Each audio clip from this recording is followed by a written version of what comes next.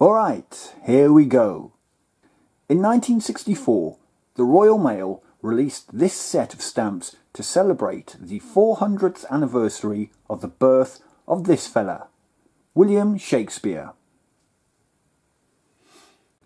It was marked by the Shakespeare Festival, which centred on Stratford-Upon-Avon, which is believed to have been his birthplace.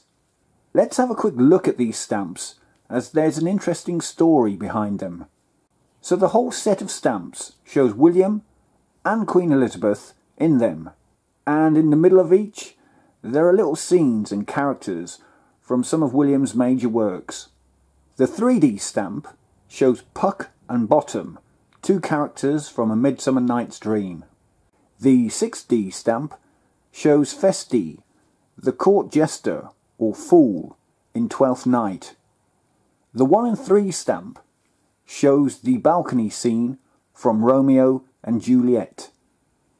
The 1 and 6 shows Eve of Agincourt from Henry V. There was one other stamp released, and this is it, the 2 and 6, which shows Hamlet contemplating Yorick's skull. Alas, poor Yorick. I knew him well, Horatio. So that's a quick breakdown of the stamps themselves. But did you know that when these stamps were designed, they caused a right old stir, for 2 reasons. The first being, it was the first time ever that a commoner had featured on a stamp. That had never happened before in the UK. At the time, the post office would only mark royal or postal anniversaries and current events of national or international significance. The second objection to these stamps was that Shakespeare's head was the same size as the Queen's, which gave the impression that a commoner was as equally important as the Queen, and this really rubbed certain people up the wrong way. There were jokes in Parliament as well about the 3D stamp and the proximity of the Queen's head to Shakespeare's bottom. Nowadays, no one would care about any of that. I don't think our collars are as starched as they were back then. So that's for stamps in a nutshell. I've only got one of them, the 1 and 6 here.